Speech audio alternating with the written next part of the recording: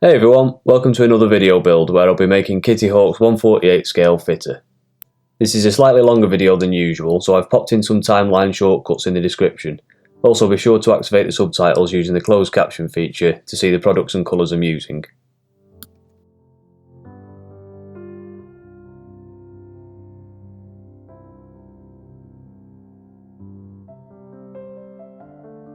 Anyways, let's get to the build. There was a lot of ejector pin marks and flash on many of the parts, and this had to be removed, but most of them were out of sight.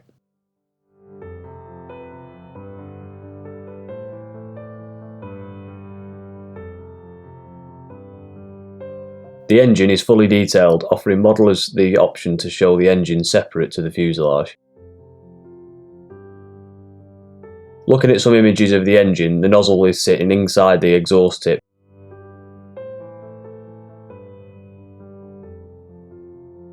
To get this on the kit, I cut a small section of 3mm from the engine and pieced it back together to get the same result.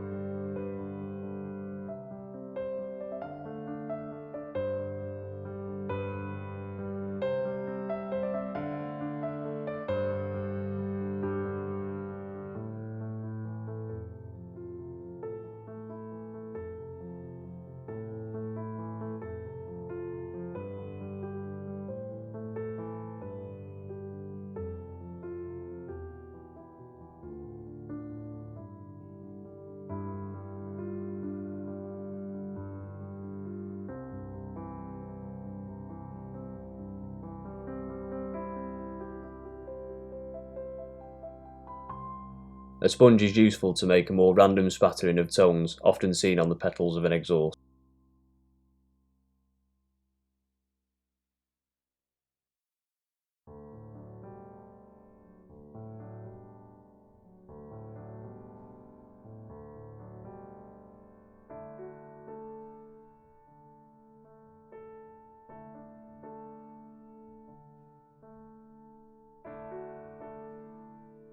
I used AK black pigment to create soot on the inner part of the exhaust tip, which I applied directly to the matte surface with no pigment fixer.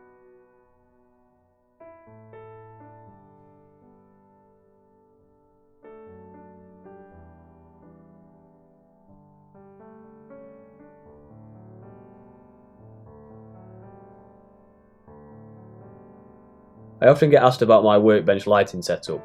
I use the E-Reading LED Desk Lamp from BenQ.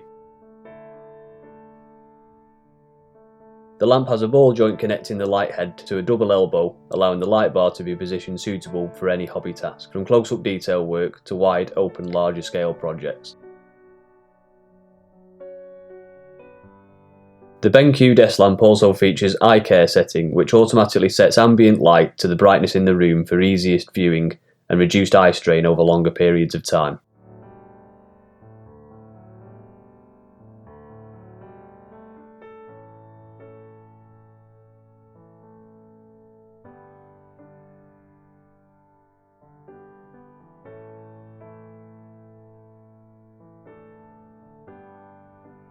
The BenQ desk lamp features fully adjustable dim and colour temperature, ranging from cool white to warm white, which is perfect for model making, keeping colours true and illuminating the workspace with its wide-angle curved light bar. If you're interested in this product or want to see more information, I've included some useful links to the BenQ website and their Amazon page in the description below. On the M4 variant of the fitter, I've noticed a TV screen which was missing in the moulded part. I recreated this using brass sheet after drawing out the net.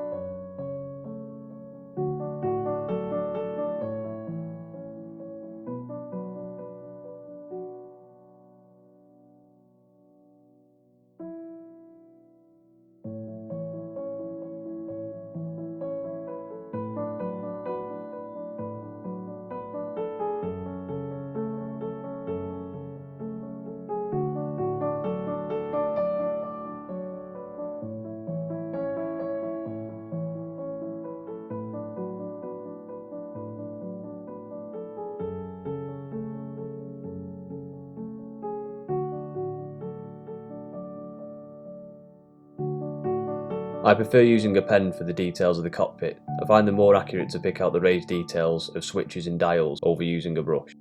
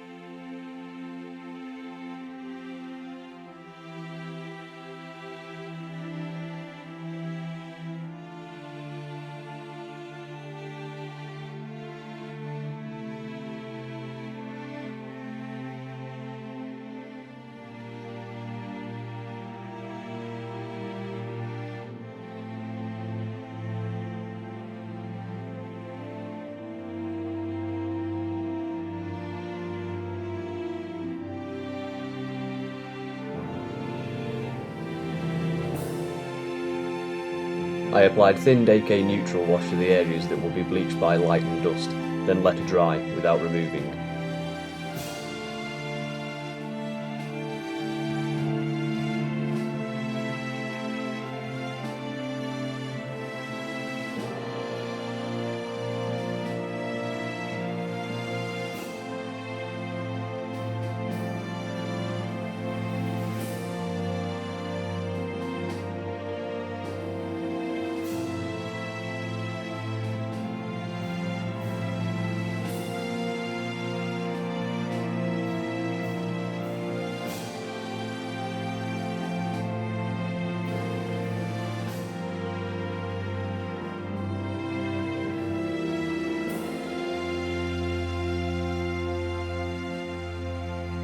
The clear plastic part for the heads-up display screen was not to scale, so I replaced it with a scratch-made one from Evergreen clear styrene sheet.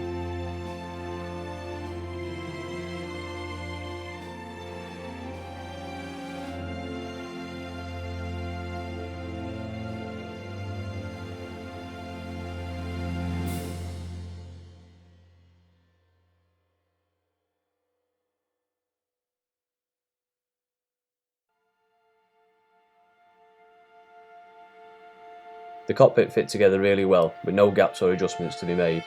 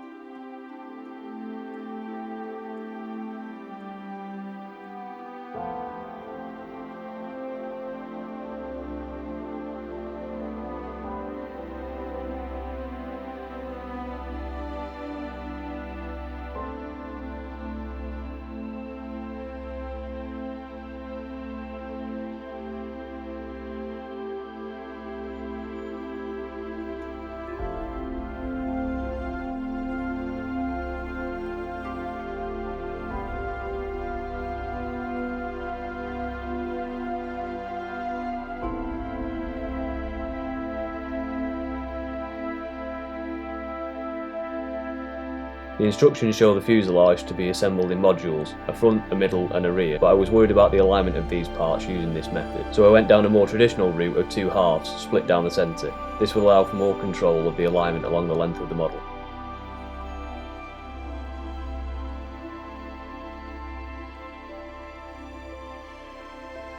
I added some structural braces on the joins using evergreen styrene strips to keep the parts fitting solid and reduce flex between each section.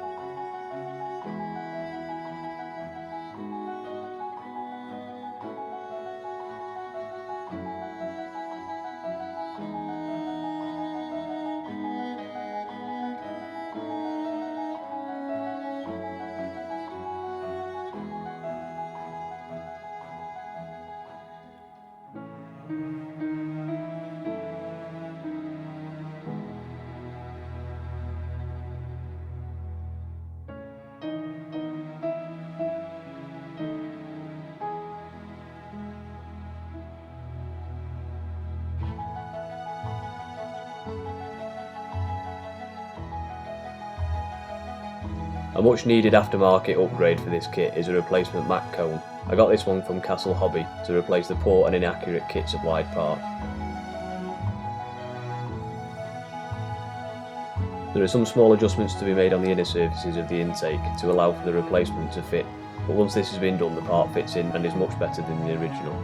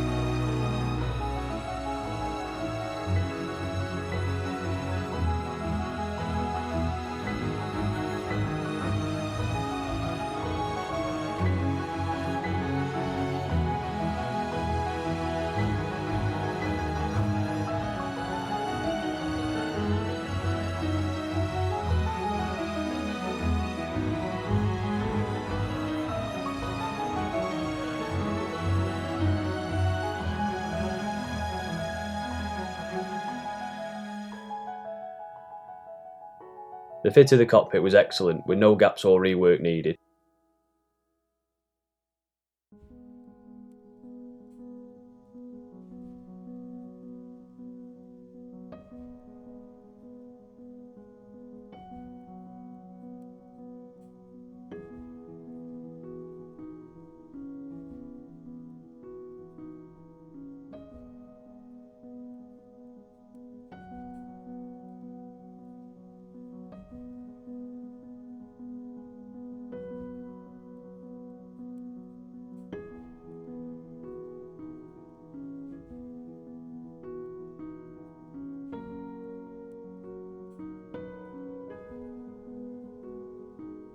However, the engine wasn't so good and took some time to get aligned correctly.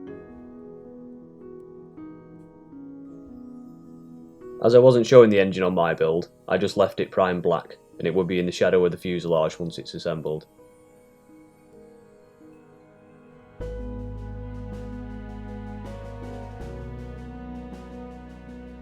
Kitty Hawk had decided to use a tab arrangement for the spine sections, which on dry fitting created a lot of gaps that would be hard to fill.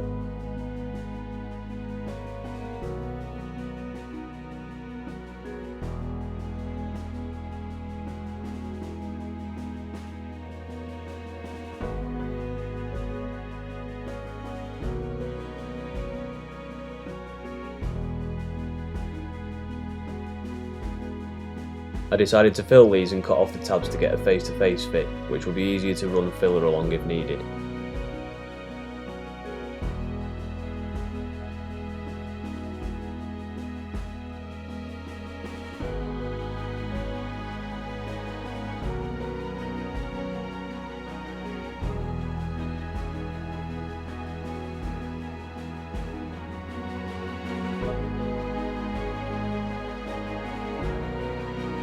The tail was much better, where it sits inside a recess in the fuselage and all the locating tabs are hidden inside. It would have been nice to have carried on this idea throughout the whole spine.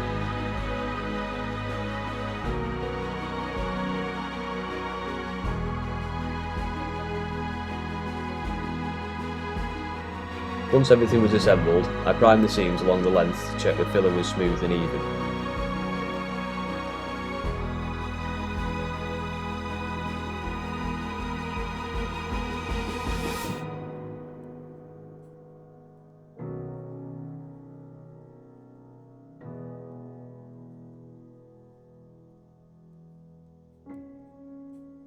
No rework was needed, so I moved on to re-scribing the panel lines and rivets lost during the filling process.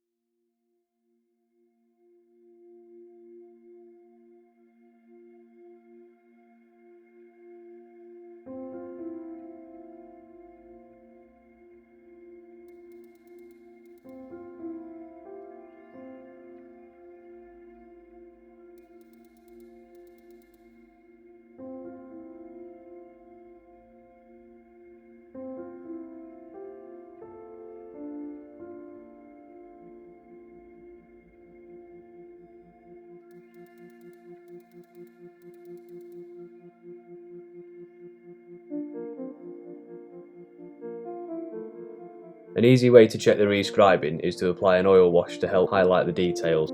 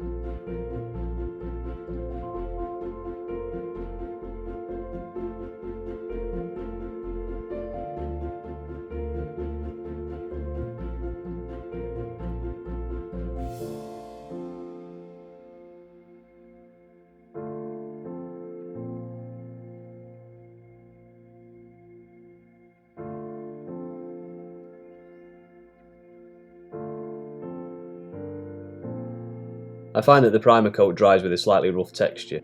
I sand this smooth using a 2000 grit sanding sponge to lightly buff the surface.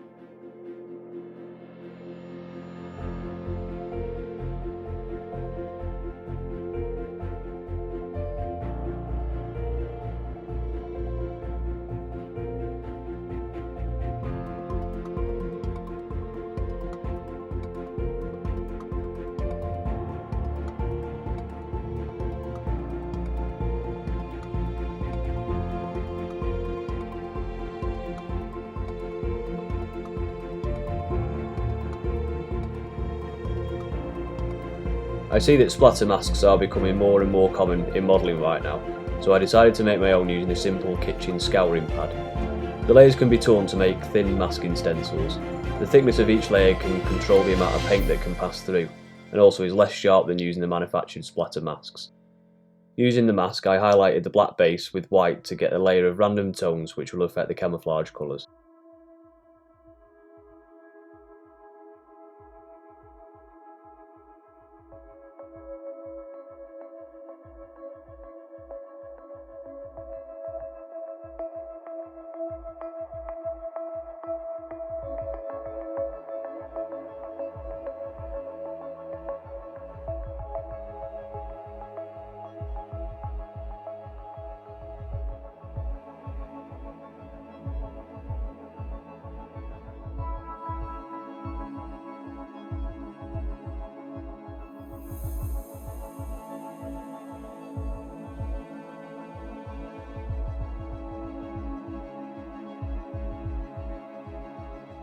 To get the camouflage boundaries in the correct positions, I printed off a 1:1 print of the decal scheme and cut each piece to transfer onto the model.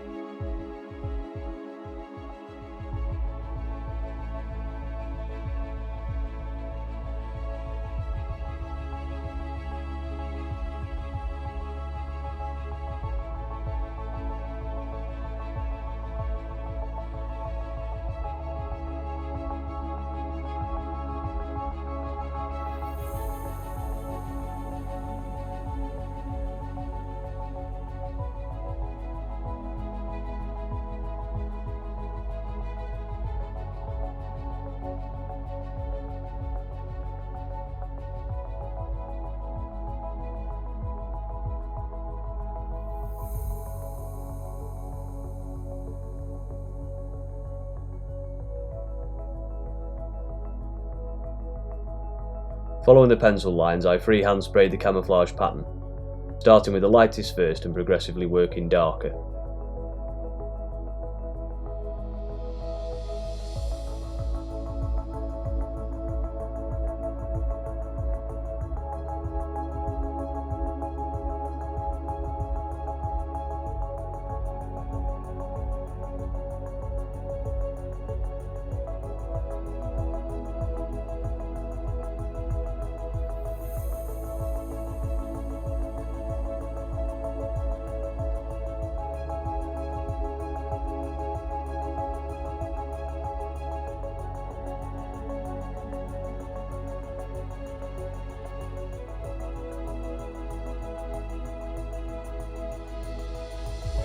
The freehand camouflage was a really time-consuming task and required a lot of patience. I found it easier to start at the boundary and work inwards, gradually layering the colour over the base and taking care not to cover the highlighting too much.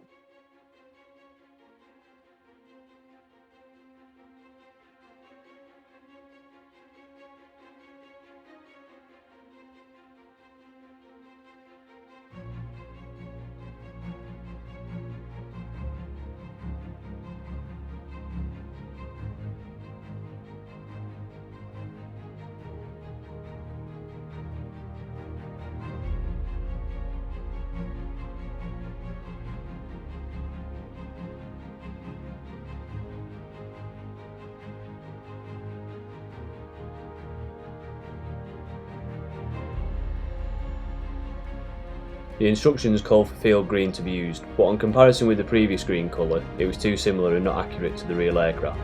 I replaced this colour with 330 dark green.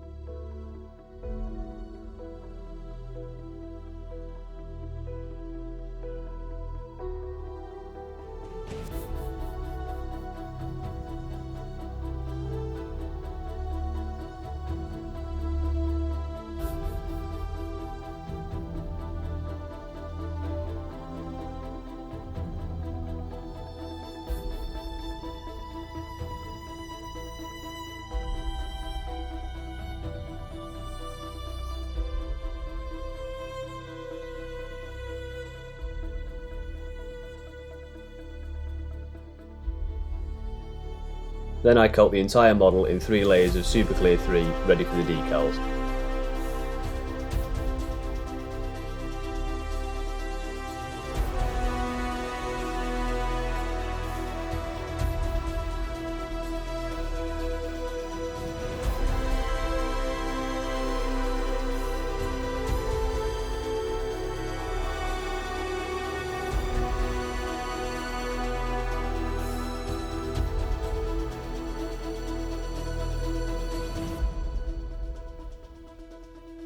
I saw that there were a lot of rivets and panel lines to conform to, so I used Tamiya Mach Fit Strong to really soften the decal into the details.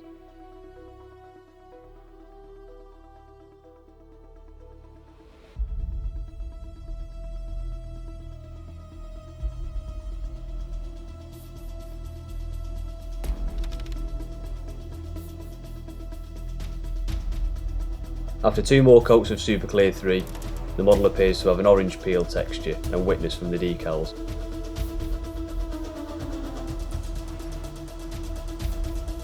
I sanded this smooth using 2000 and then 3000 grit sanding sponge to take the clear layer down a little and make flat.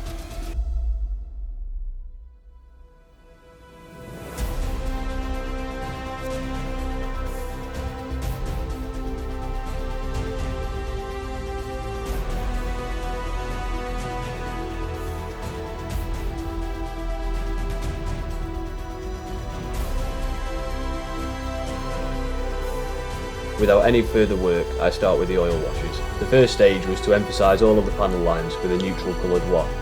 I tend not to use black as it emphasises too much and isn't realistic, so I used AK's brown panel line wash to unify the camouflage.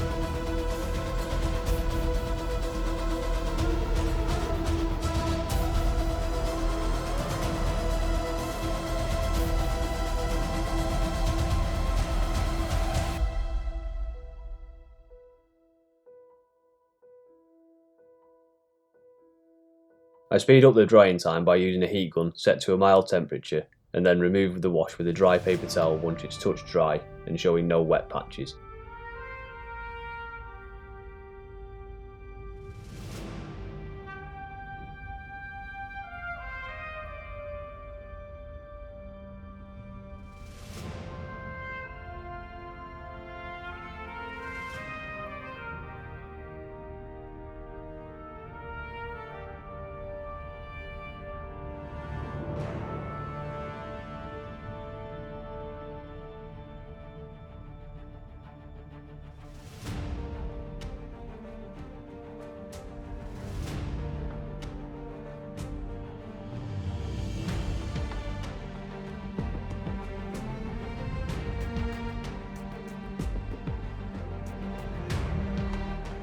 Next I seal this in with 1 layer of semi-gloss acrylic clear. The semi-gloss finish allows the oils to stick to the surface better than gloss, and will leave behind more paint when worked, which is perfect for creating stains and streaks where the oils will have to leave a trail.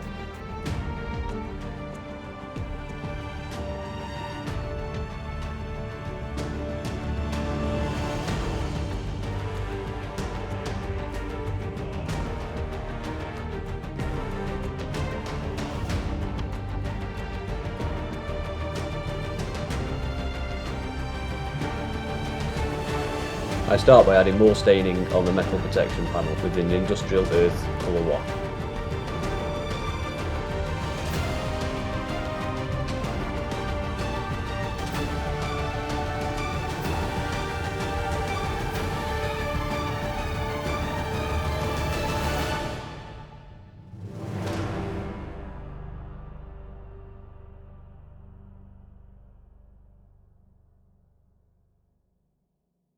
I clean this off with a cotton bud dampened with white spirit and drag in a downward direction to match gravitational pull.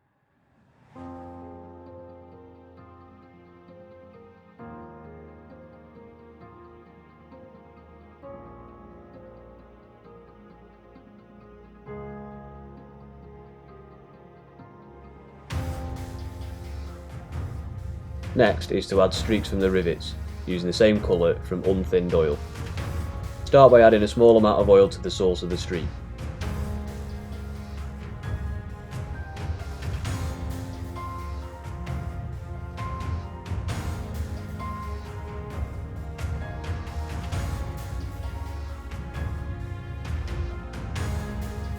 and then using a soft brush, dampen with enamel thinner, drag the oil from the source to make the streak in the flow of air or gravity. It's important to keep the brush strokes very light so that the oil is not completely removed from the area.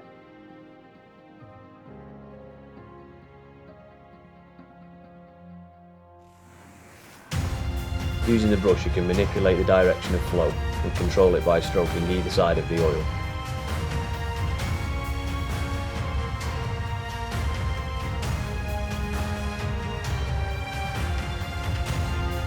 And any areas that you don't want marked can be simply brushed clean. This technique can be used on different colours to build up the variety of tones. Here I use dark grey to create other burnishes and soot from the gun barrel over the greasy industrial earth colour.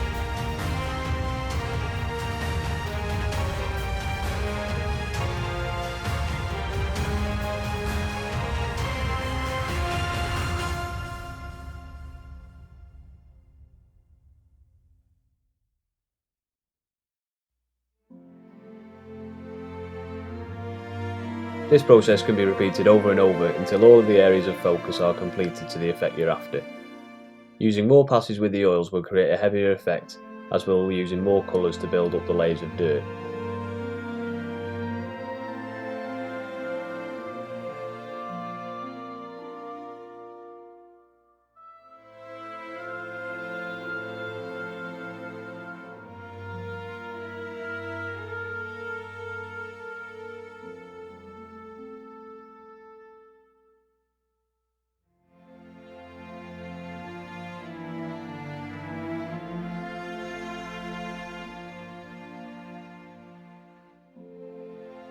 I use a similar technique on some areas of the wings, focusing on areas around access panels where work will have been carried out by the crew. I apply the oil wash around the area of focus and allow to dry, showing no wet spots. Then using the dampened brush in a stippling motion, manipulate the oil into a more subtle effect to appear like dirt around the edge of a panel. It's important to keep the brush clean, so I keep a dry cloth nearby to wipe the brush between strokes.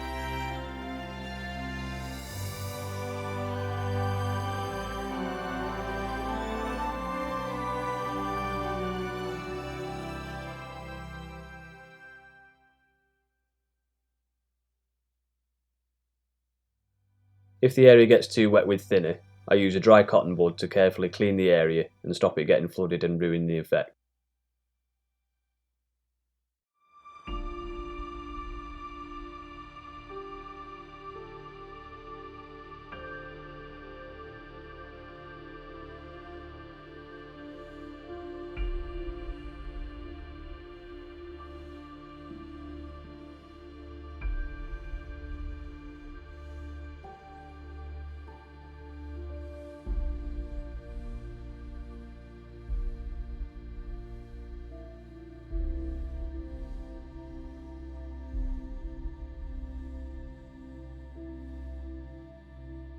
To get even more evidence of maintenance on the model, I carved out a boot print from a pencil eraser using a scalpel blade.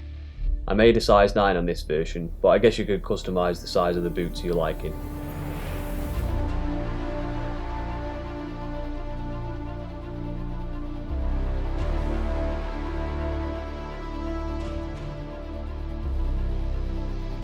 I dipped the stamp into the oil wash and then transferred onto the model.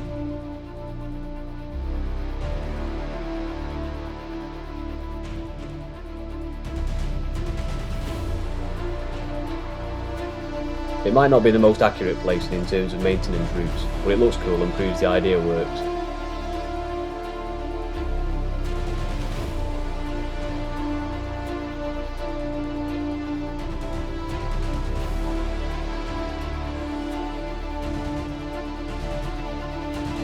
To create multiple streaks representing rain marks, I apply oil to rivets and panel lines and then drag down in the pull of gravity, again being careful not to press too hard or flood the area with enamel thinner to keep the flow of oil thin and visible.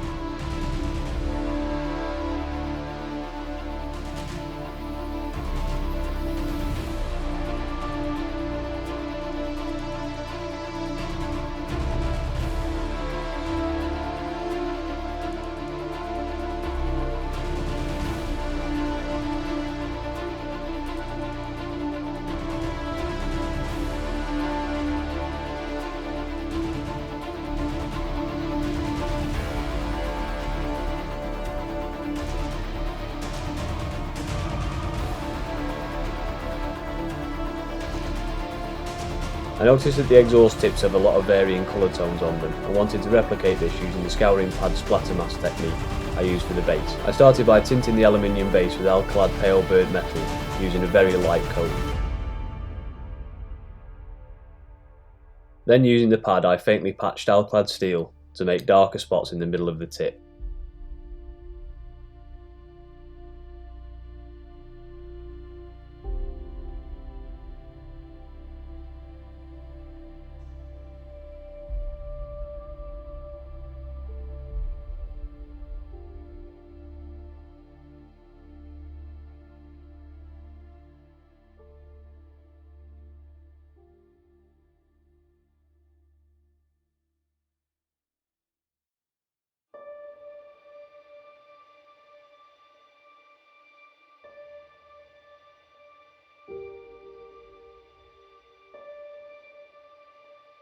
With the same technique I lightly sprayed alclad copper onto the edge of the tip to create a burnished effect and add some red tones into the exhaust.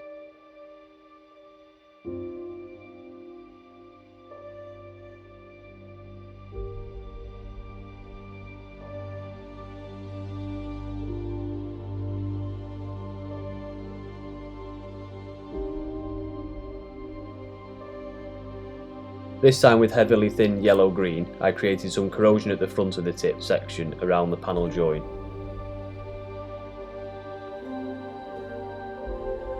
Lastly was to apply heat stains using heavily thin clear blue into the middle part of the exhaust to bring the blue colour in.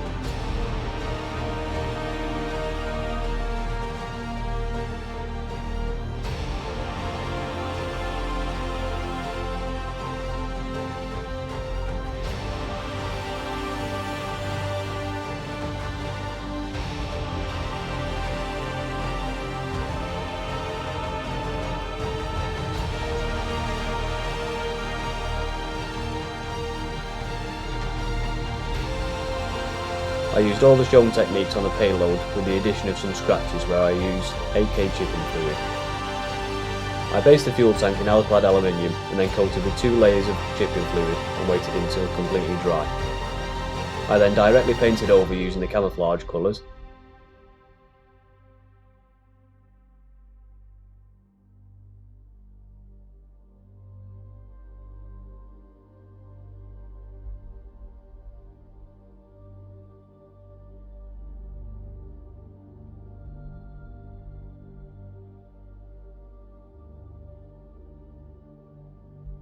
After that I applied a small amount of water to the area of interest and waited around 2 minutes for it to soak in. Then gently scratched off the paint with a toothpick to make the small scratches and chip.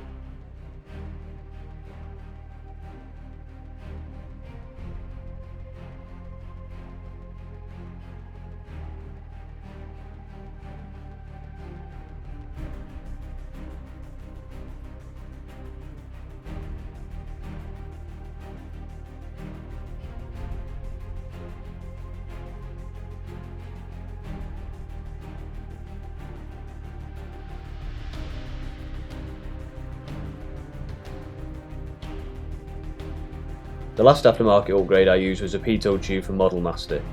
This was again another well purchased upgrade over the kit one, being much sharper and easy to assemble.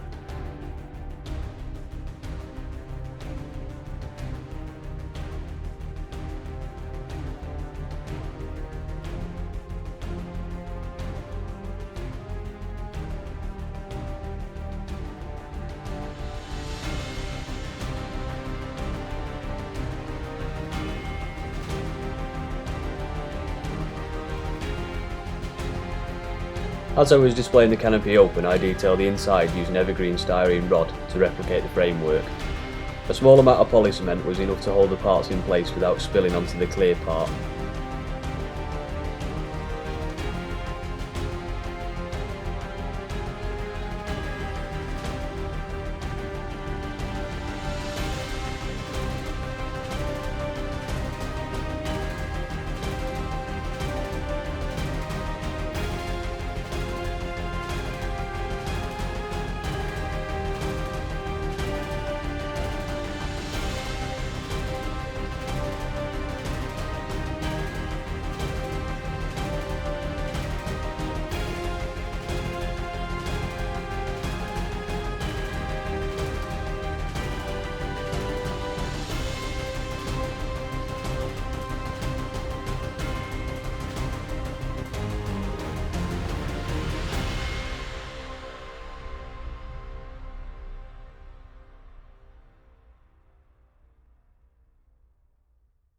The final touch was to add a mirror detail on the canopy using Molotow chrome pen and attached with PVA glue.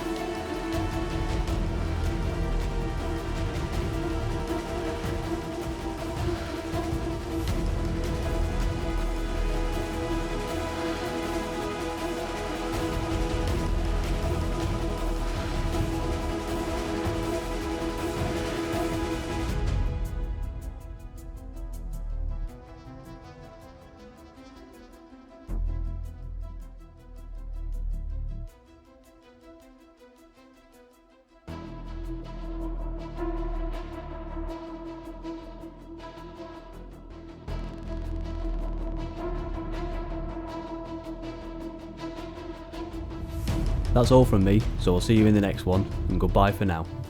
If you enjoyed this video, why not take a look at some of my playlists by clicking the links on the screen, and don't forget to like and subscribe for more.